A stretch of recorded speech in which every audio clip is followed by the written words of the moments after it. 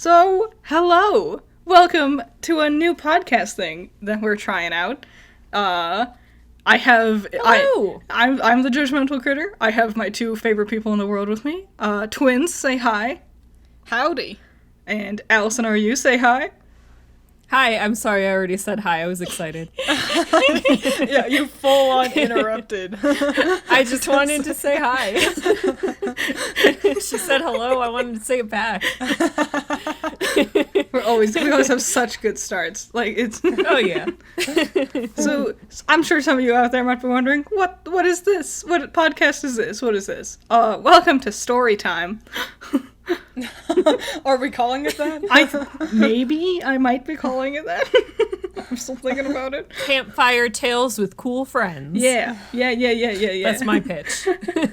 So, what I want to do is I just want us to tell each other some stories. You know, whatever story we're in the mood to tell. And Nice. Because I like hearing stories, so I'm sure some of you out there would like to hear us say our stories as well. So, I guess I'll just start things off with my story. Fire away. So, I'm gonna tell us a Norse story about the kidnapping of Idun? Idun? We'll go with Idun. I think Idun's right. That sounds good. It's Idun. And I checked everyone else's names, but I forgot to check hers.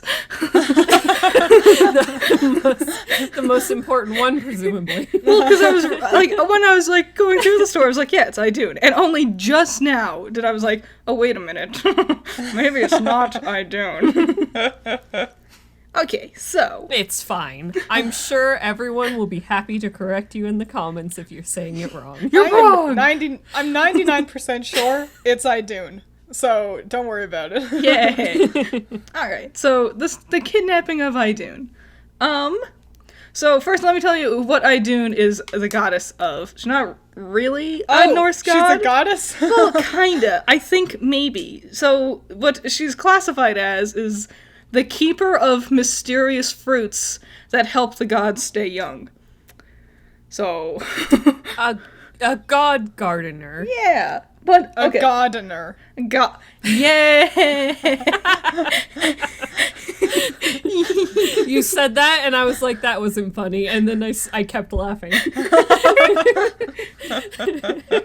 So, the website I was reading gave that, they said that they assumed the mysterious fruit that's keeping the gods young was apples, and I'm like, I'm eating apples, and I'm still old.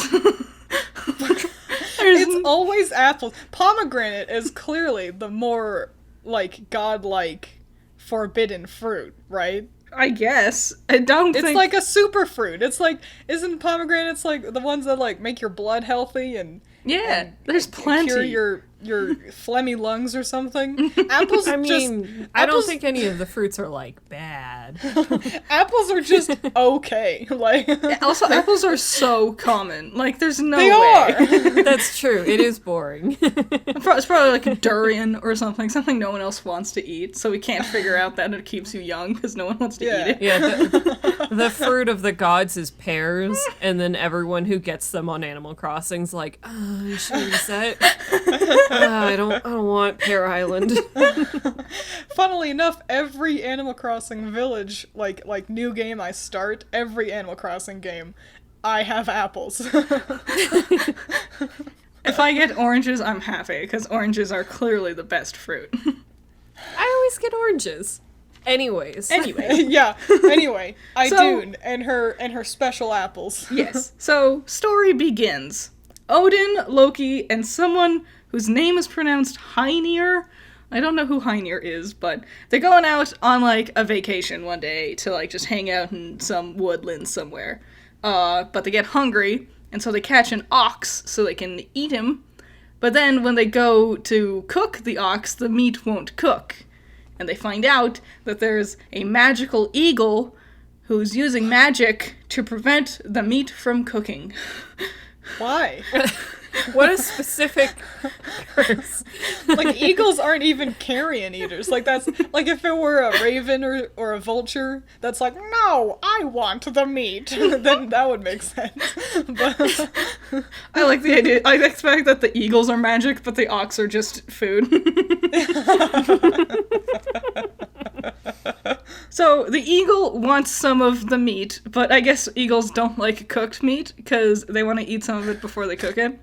And, you know, Odin and Heinir are like regular dudes, and they're like, yeah, that's fine, that's fair. But Loki... regular dudes. For Odin. You know, like, king of the gods. Regular guy. Dude. It's just Odin. God. So, yeah, Odin and Heinir are fine with this, because they're like, that is a very fair argument if we can't cook meat otherwise. But Loki was like, hell no. And so his response was to grab a whole-ass tree branch and try to attack the eagle with it. So, And how'd that go? Did the he win? eagle grabbed the branch and then flew away and kidnapped Loki.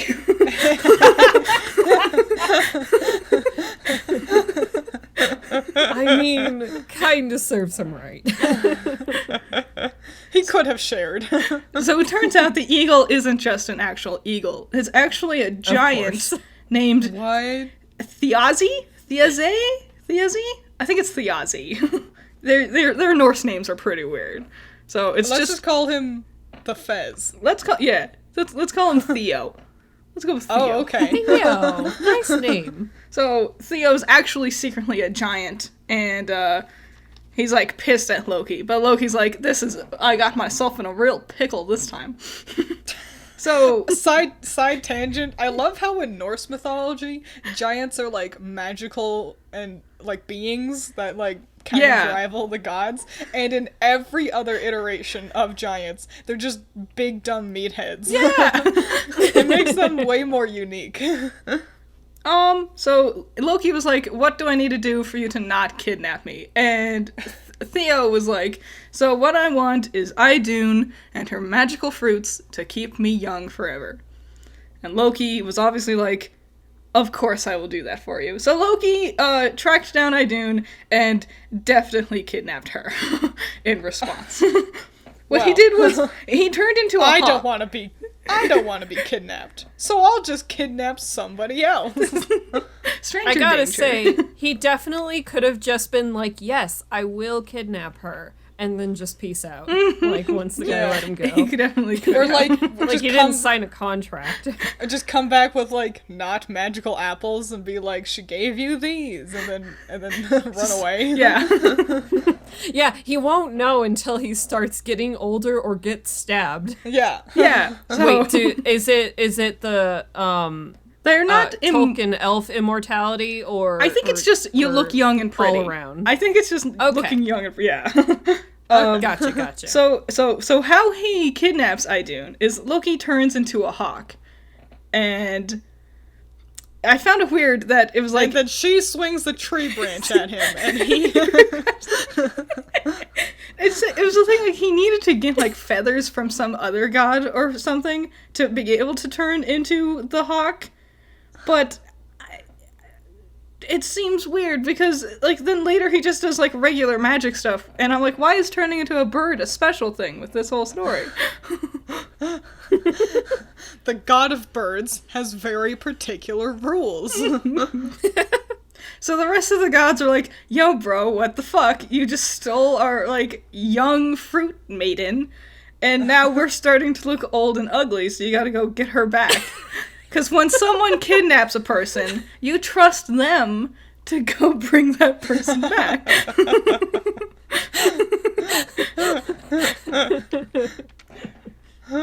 So he goes back into hawk form and flies back over into the giant's realm, and just so happens to luck out because Theo just so happened to be out fishing. Oh, So he's Idun. Wait, if he could just go fishing, why did he bother to fool around with Odin and everybody's ox that they hunted? Because he wanted He wanted that one.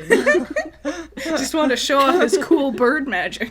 He's just, sometimes you just want to mooch. You just want Also, free if food. this guy wanted the apples so bad and wanted to steal Idun, he can already turn into a bird. Loki had to do a special quest to do that, to kidnap her. So why didn't he just do And it? eagles are bigger than hawks, so he definitely would just take... I like the fact that Idun in all of this is like, I guess I live with the giants now. She seems like a very passive element. I don't think she actually did anything in the story. She was just she's essentially the MacGuffin that you have in your trade quest. In other words, Idun herself could have been replaced with just a bag of apples. Like a bag of Idun's apples. Yeah. And they're just fighting over the bag of apples. So, Loki, in order to take her back... Okay, this is where the magic stuff got kind of weird. He was able to kidnap her just fine to deliver her to the giants. But in order to kidnap her back, it said he turned her into a nut. Like a walnut? I guess. Like a walnut. I was like, why not just grab her? Like, So they that know. So then the see? giant wouldn't see, yeah. But it didn't matter because the giants definitely saw and chased Loki down. Like the nut transformation spell is like really bombastic. So it caught everyone's attention. Makes a really loud noise. So Loki is flying desperately back to get back to home with Idun and her apples as a nut. And the eagle, Theo, is flying furiously behind him. And so what the gods do is they light a fire. What? They light a fire after Loki gets into the, base, and then they light the fire, and then it just kills Theo, apparently, because... Like he just flies into the fire? And just poof, I guess. Like a moth going into a candle. The irony. I don't want to eat the cooked meat. Now I am the cooked meat. Oh But this was only part one of my story, because there's something that What? immediately follows up after this one. Oh. And this is what made me really want to tell this. This is part two, aka the first America's Funniest Home Video. So let's go into it. Okay. Okay. So I was gonna say, the problem with Norse stories is so often I'm expecting, like, a moral. And the moral of that story is don't kidnap people. But the moral to that story seemed to have been, look where you're walking, idiot. But anyway, please, I want to know about America's first funniest home video. Alright, so all the gods are celebrating the fact that they get to look young again. And then a giantess named Scotty party crashes their celebration because she was Theos' daughter, and she pissed that her dad is dead. Oh no. Oh shit. So she runs in and she's like, yo, I'm gonna kill everybody. And they're like, instead of killing us, why don't we just give you stuff? And she's like, that works. I wanted vengeance, but not as much as I want free stuff. Yeah. Dad wasn't that good. Why not just catch her It was on cool, fire? but okay, so they gave her three things. First, and I don't think, alright, if this was my dad, I don't think I'd be this jazzed about this gift. What Odin does is, I guess they still have Theo's body laying around. He takes Theo's eyes and throws them into the sky and turns them into stars. And that was his gift. Is that like... Is there like... A metaphor? a constellation that this is referencing? It's just two stars. I don't even know if they were next to each other. I I think I would be a little bit offended. As first of all, they still have my dad's body, like it's just there, and then motherfucking Odin just rips his eyeballs out, and it's like, oh, okay, and he's like, want to see a magic trick, and I'm like, no, and he throws them up into the sky, and they go twinkle like Team Rocket, and it's like, oh, that's thanks. That's how you get into Neverland. I get it. I've already lost track of which stars were my dad eyes. Does this Thanks, gain? Odin. Does she gain anything from this? Like, no. Is her dad always they're watching just over stars. her? If she did, it was not talked about. But I don't think so. So here's Chill gift. So here's the next part. This is where the America's Funniest Home Video thing happens. They're like, okay, for your next gift, we will give you the gift of laughter. So they try various things to get her to laugh, but nothing's working. So Loki comes in to save the day once again. So what he does is he gets a rope, and he ties one end of the rope to a goat, and then he ties the other end of the rope around his balls. And then they play tug of war. That was... Hang on.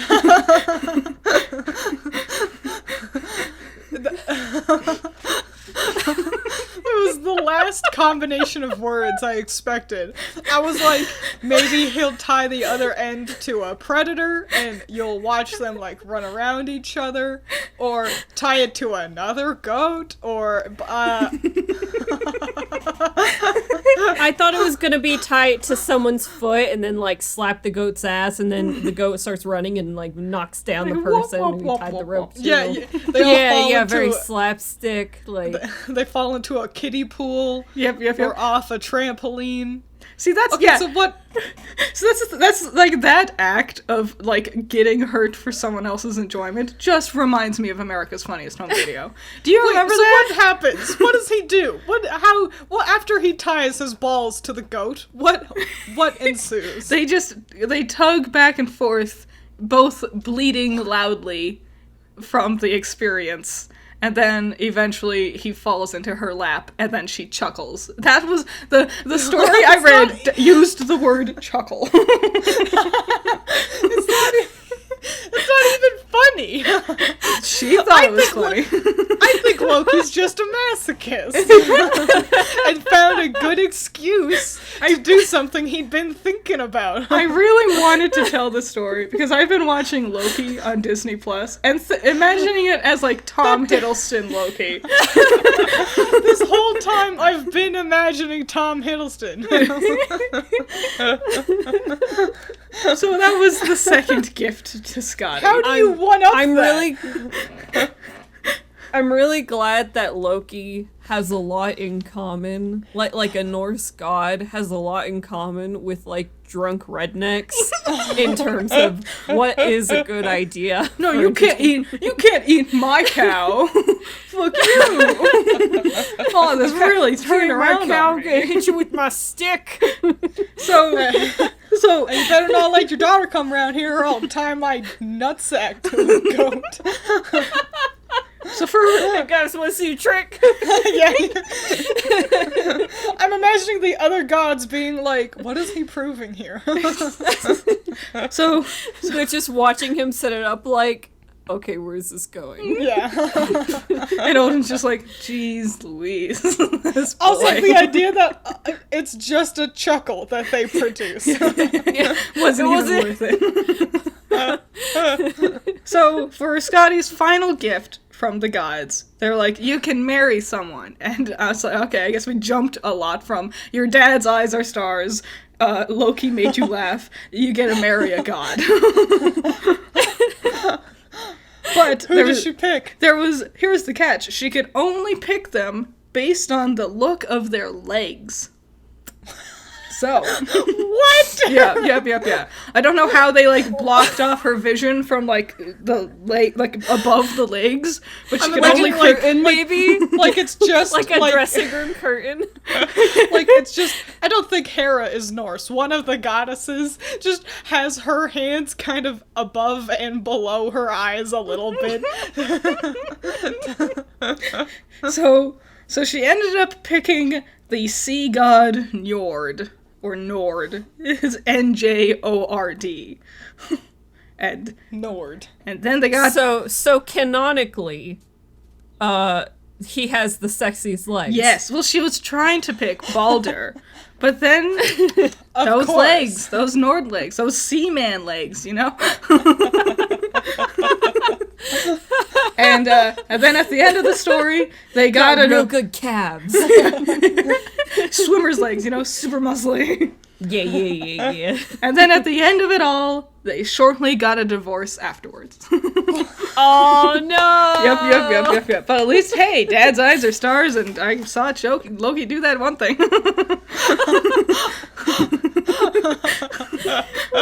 She has a story she can tell about, like, this one time I went to this party. Okay, it wasn't actually a party. I was gonna get vengeance, but then it derailed really fast. I was expecting another moral, and so I was like,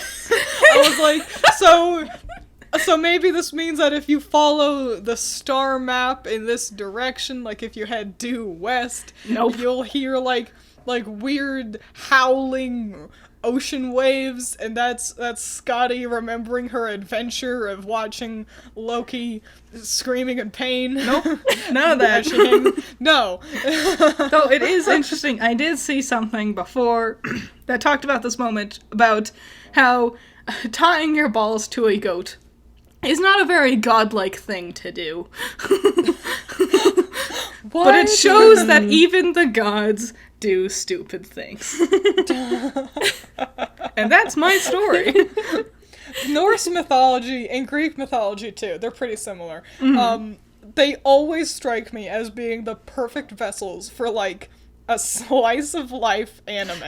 And not one where they're all cute girls. I don't want them all gender bent to be a cute idol club or something. Just literally tell me the story of these gods. Like but they're Brothor. in high school. Yeah.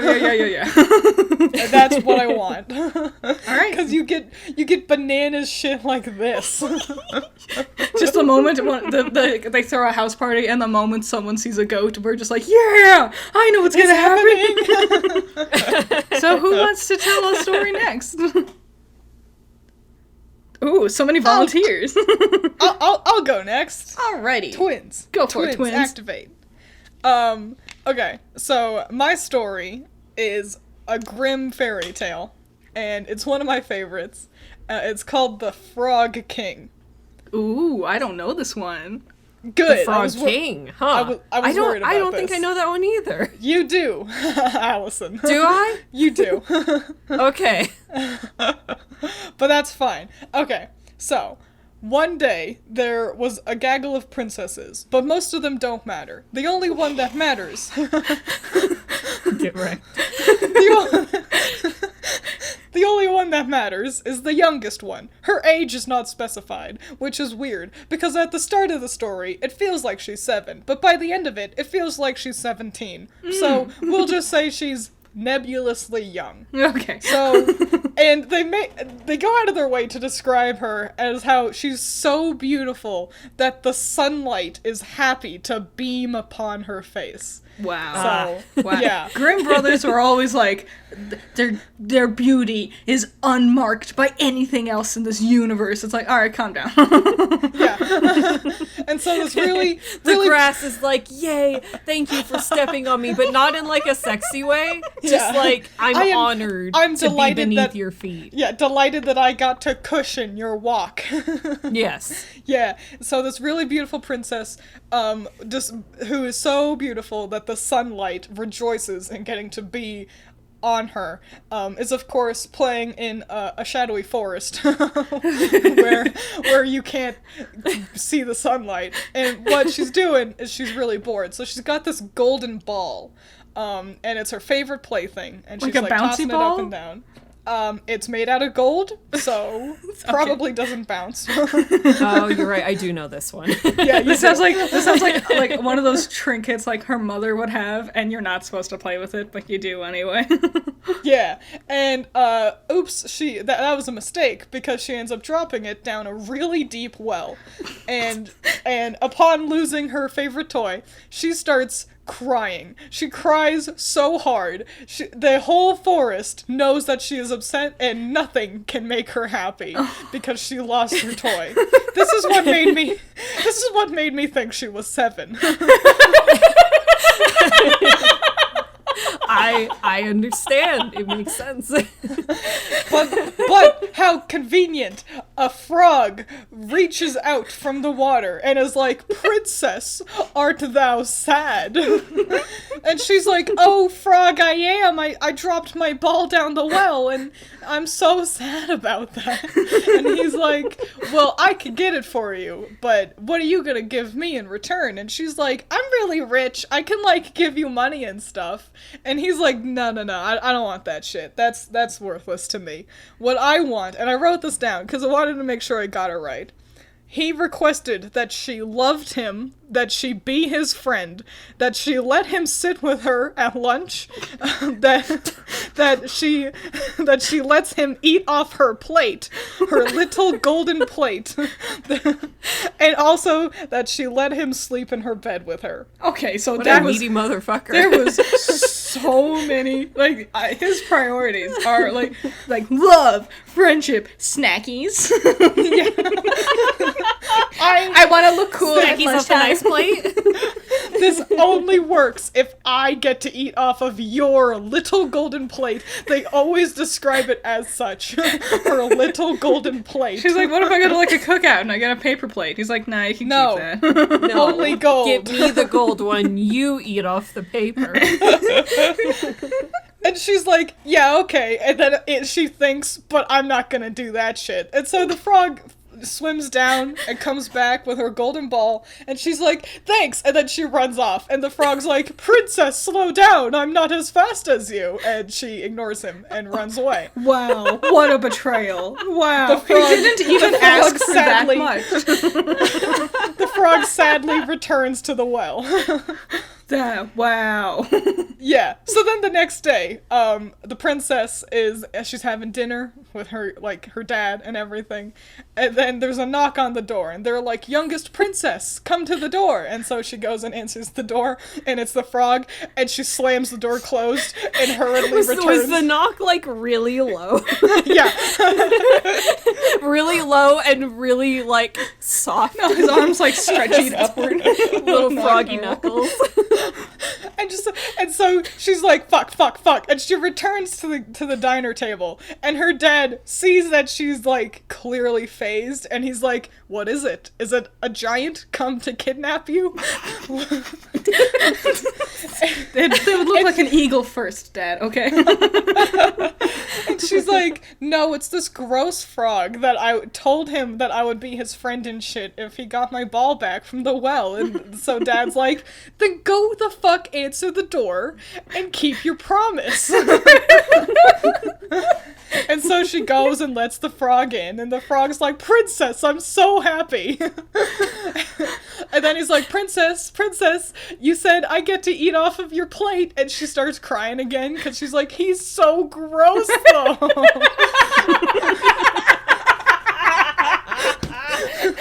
And her dad... What an asshole! What an entire Imagine ass! being the dad in this scene, and your daughter's just like, Yeah. And her dad's like, "Young lady, you gave that frog a promise. Now pick him up and let him eat off of your tiny golden plate." I'm so I glad really we love did the this. dad in all of this. Like a rational, reasonable human being. Yeah. And so she picks him up and he gets to eat off of her plate and she's miserable. And then she's like, "Okay, fine, I'm going to bed." And the frog's like, "Princess, you promised me I would get to sleep in the bed with you." And she was like, "I don't wanna." And her dad's like, "Young lady." And then so she picks up the frog in 2 fingers because she hates him so much. by the foot. Yeah. Really, really far away from her, like a stinky sock. Yeah. And she gets up to her room and she tosses him to the corner. And she tries to go to bed. And he's like, no, princess. I get to sleep in the bed. You got to, or else I'm going to tell your dad. And so her response is to pick up the frog and huck him against the wall as hard as she can. What a brat! What an entire piece of shit! If the bed thing was too much, you could have reasoned with him in the beginning. But luckily, what that does is the frog then transforms back into the prince that he always was. What? Yes, surprise! The frog was a prince, and getting hurled against the wall reverted him back into being a human. I curse thee. The only thing that will break my spell is if you get thrown into a wall. And like this whole time, it's not implied that the frog was trying to become human again, but just that he was lonely, and he's like, well, I'm a frog now, but I'd like a friend. By all means, he seems as befuddled by this transformation as the princess. So yeah, the princess is like, oh, it's a man! And so now she's super cool with him sleeping in her bed with her, and they're like, great, because you cured me, we can get married. And she's like, I like that idea. What? No. Yeah. No! The story feels like someone was writing it and they had a plan, right? And they were gonna tell the story about this young bratty child, and they never finished. And the Grimm brothers picked it up and they were like, well, how do stories with girls end? They get married. And so they're like, and then the frog turned into a hot dude, and as hot people do, when they lay eyes upon each other, They just get married. They fall in right love. away. They fall in love and they get married. What? The end. Is that really how it ends? Yeah, well, we're not done. That's not the end of the story. Okay. All right. So the very story is next- called The Frog King, not Yeah. The Frog Prince. So the very next day, a carriage arrives, and it's our actual protagonist, Faithfull Henry. Wait. Uh, None of these characters has been a protagonist so far? Suddenly, our full attention shifts to Faithfull Henry, and we get told Faithfull Henry's backstory. And what happened is that when his prince, the one who became a frog, disappeared one day because he had turned into a frog, Faithfull Henry was so distraught by his prince's disappearance that what he did, in order to keep his heart from, like, combusting in sorrow, is he had 3 metal bars branded across his chest. His chest is barred with metal to keep his chest from crumpling in sorrow. What the fuck? What the? Yeah. Is Faithful? Okay. All right. Is Faithful Henry a human being? Yes. Is he a king? No. He's just. No, he's Henry. He's just Henry. He's Faithfull Henry. Faithful Henry. I shouldn't have asked. And he's here.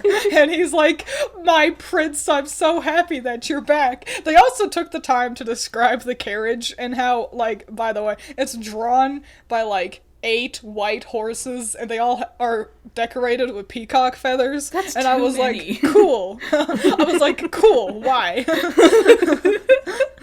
Also, we never come back to the princess's ball. Like, she lost it the one day, and she never even talks about it again.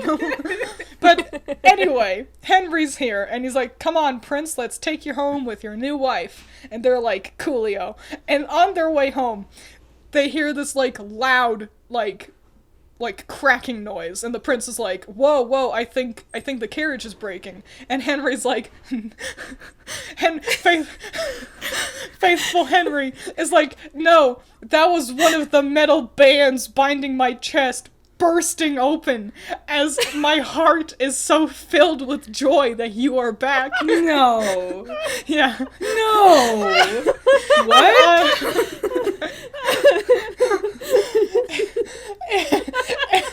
And on their way home, all of Faithfull Henry's bands, barring his heart, burst open like that. Each time the prince is like, whoa, the carriage. And every time Henry's like, nah, I'm just so fucking happy. What? Why didn't the prince hang out with Faithful Henry after he became a frog? I was gonna say, so like, poor lonely prince, oh, I'm all alone in the world now that I'm a frog, who will love me with my ability to speak and tell whoever's listening to me my problems. Faithful Henry's right the fuck there, sir. He'll throw you against any wall if you ask him to. Also, You didn't need to go and wait for some girl to someday drop something in the well. And for you to give her like a laundry list of promises and for her to be like, yeah. the second Faithful Henry enters the scene, the princess might as well not be there. What is that? Princess actually is the third wheel in this relationship. Yes. Yeah. So, at the end. That's it? That's the end of the story? Yeah. Faithful Yeah. Henry's barred heart breaks open the metal bands because of joy. What the hell? What even is that story? What was I fucking love Faithful Henry. It sounds like two different stories poorly stitched together. Yeah, it does. It super duper does. It, like you said, it feels like the Grimm brothers encountered the beginning of the Frog Prince or Frog King story, and they were like, neat. And then they encountered like a small little snippet of Faithful Henry, and they were like, let's just put these two together, I guess. The pages got glued on the back of each other. Yeah. Well, that was a good story. Allison, That was great. Are you ready for your story? I'm ready. Okay. So, this story takes place in first person, so I'm going to be narrating it as though I am the protagonist. Nice. So this is the Cask of Amontillado, and if I said that wrong, I don't care. So, Okay. all right. So, Fortunato, he's a piece of shit. So he's my friend, but I hate him. No, I will not elaborate on why I hate him. He's a piece of shit. Trust me, he's a jerk. And I've dealt with it for a long time, you know, as you do if you're a doormat. But I heard that He needs Faithful Henry instead. Yeah. But I heard that he was talking about me behind my back. And you know how stories go through the grapevine, you kind of lose their meaning. So I'm not exactly sure what he said. He either A, insulted my family, or B, made fun of my name. Either way, I hate Fortunato. Fuck him. I'm sure that my source is reliable. I will not double check it. I'm going to plan his murder. So, your name is Brad? More like bad. I'm gonna kill you. Fucking kill that guy. This is like, it's kind of like when you boil down the first season of JoJo's Bizarre Adventure down, and it's like, what did he do? He kissed his girlfriend and kicked his dog. Well, that's all bad. But I didn't expect murder, necessarily. murder is the only option. He made fun of my family or my name. He's dead. He's a dead man. Okay, so here's my plan. I have a foolproof plan. It's a great plan. Dude loves wine, okay? Good. So, Amontillado, it's like some really good wine or something. I don't actually know. I just walked up to him. He was already drunk. What a guy, am I right?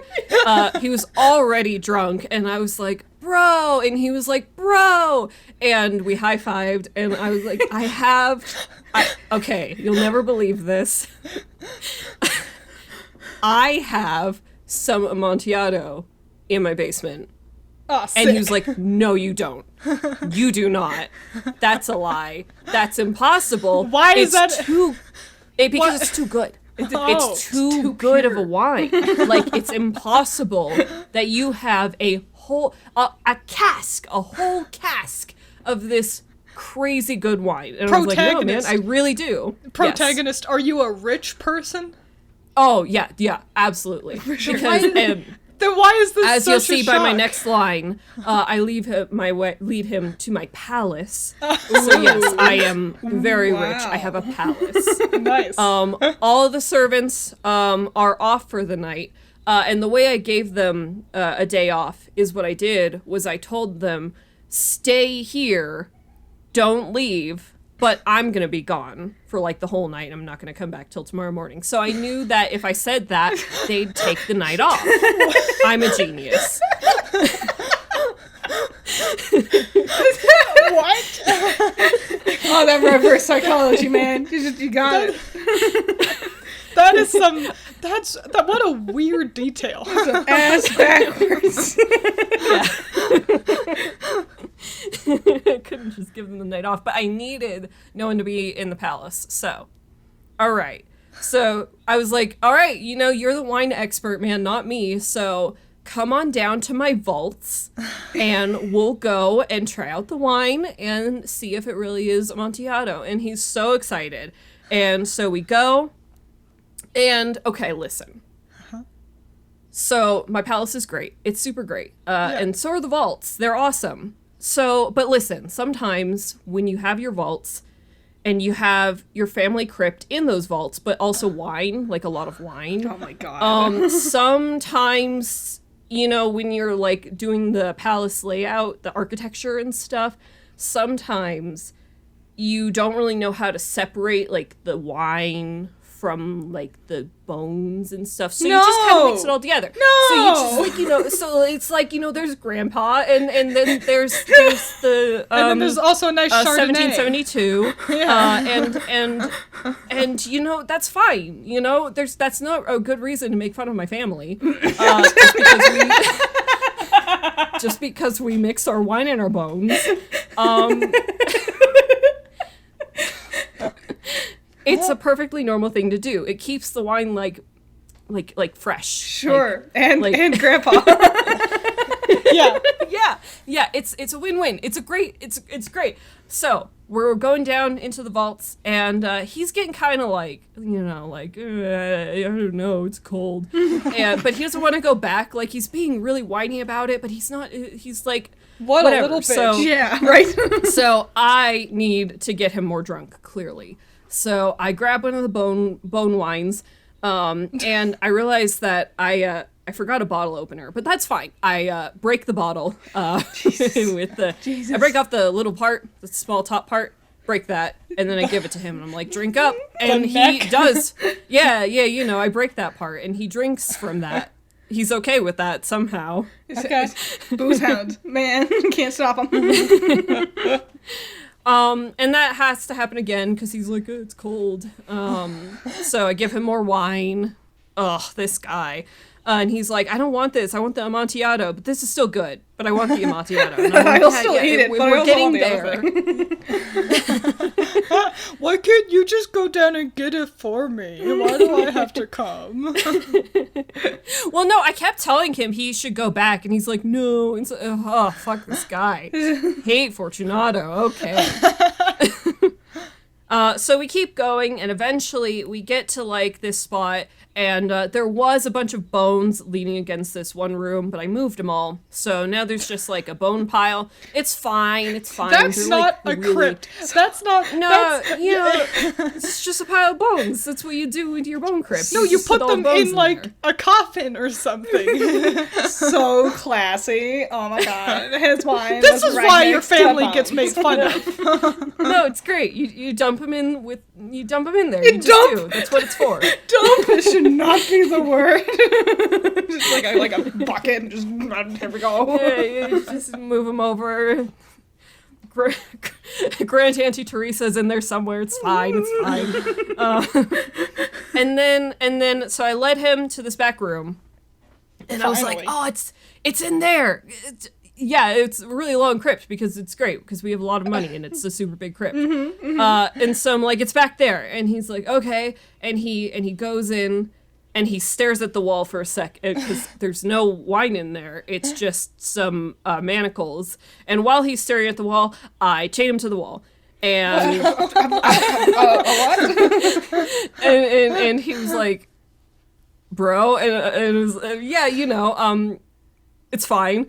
And from beneath the bone pile, I dug out a bunch of stones that I had hidden in the bones. Go on, you were gonna say something? I was gonna say, if only it was that easy to manacle people to walls. Yeah, right. Why did it, you know, this could have all really easily been avoided if he just poisoned one of the bottles of wine. Yeah. Or, fuck, just beat him to death with it and then dragged him back here. Yeah. Oh no! Oh, I had to break open this bottle of wine and I've accidentally had to make a shiv. Oh no, I'm stabbing you now! But anyway. Well, these are all great ideas. I'll let you pitch in the next time I want to murder one of my friends. Okay. But in the meantime, murder your own friends if you have a better way of doing it. Right. I had hid, because I'm so smart, I hid the stones that the wall was made out of that had like fallen down beneath the bone pile, and so I dug them out, and I had this little bucket of mortar, and I'm sorry, okay, I'm gonna build this wall just a real bucket quick, of mortar that you didn't spot. It's fine. And so I just start building this wall, and he's like, "What are you doing?" And I was like, and I build it faster, and he's like, "What? Oh, it's a joke. It's a joke, right? Ha ha ha."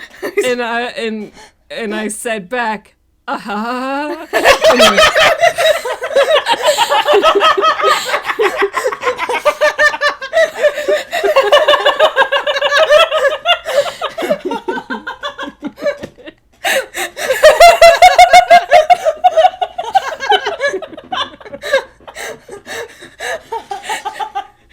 Continue, dear protagonist.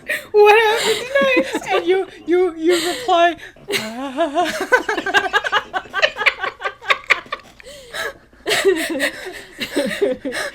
And then I put the last stone in place. And I did it! I killed my friend! Yeah, fuck Fortunato! And that's how I won and proved that my family is great and not gross.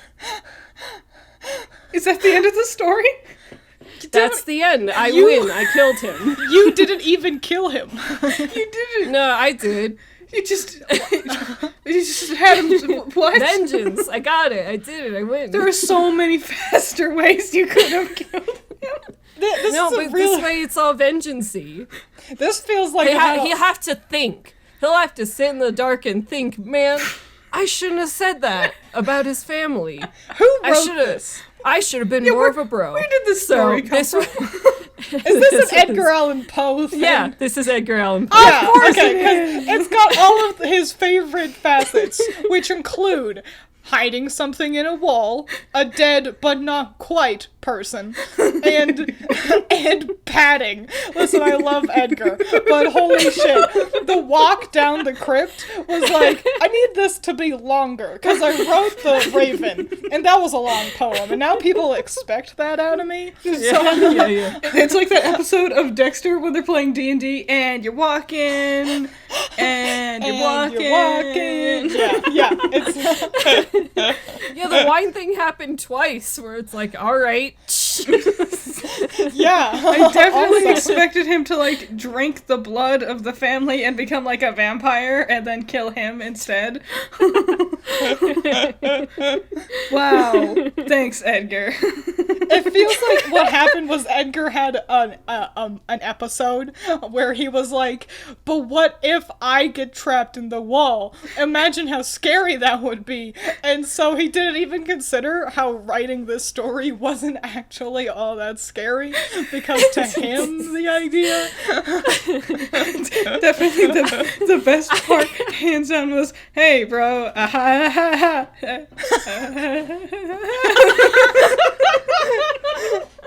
Yo, I just had an amazing idea. I want Junji Ito to illustrate Edgar Allan Poe poems. That would be Make them great way idea. scarier. That'd be so good. That would I want that, but that would also be really horrifying. It would be. So, those are some good stories, guys. Yeah. I'm glad we did this. Me too. That was a blast. Yeah. So, What did we learn today? we learned if you tie your nuts to a goat, someone's gonna definitely laugh eventually.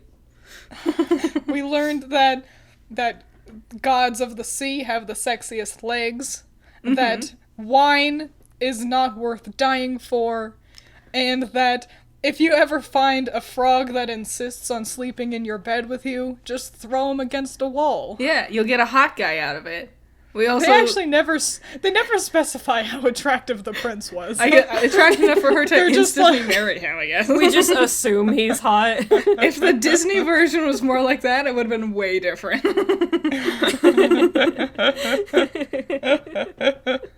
So yeah. We learned if someone insults your gross family with their gross bone wine cellar, kill them.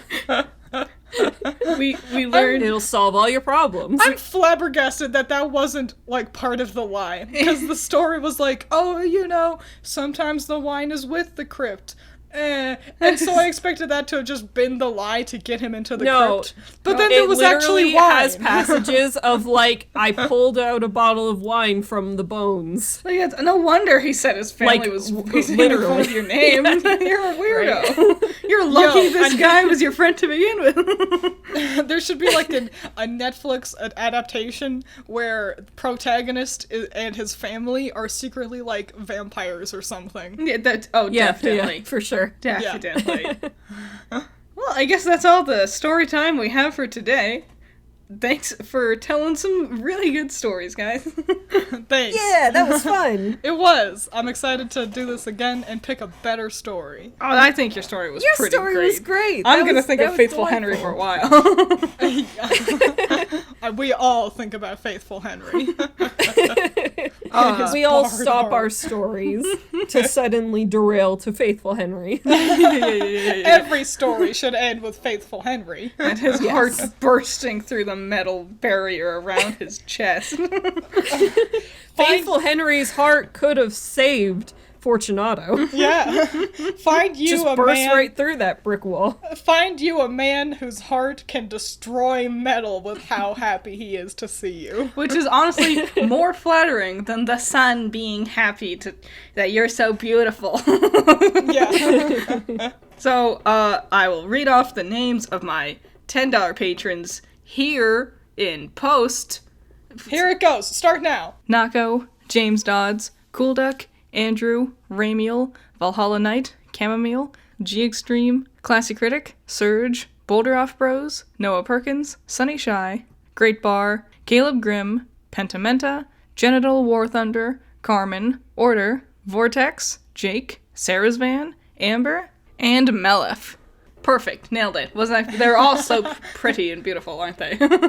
They are. Thank you, patrons. I like watching your patron art showcase because you got a real menagerie of critters now. I do. It's just real neato to see the variety. Lots of red. A lot of people's favorite color is red. In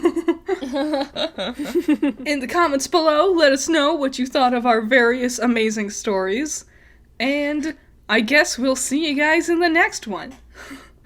Yeah. Bye-bye. Bye, friends. Adios.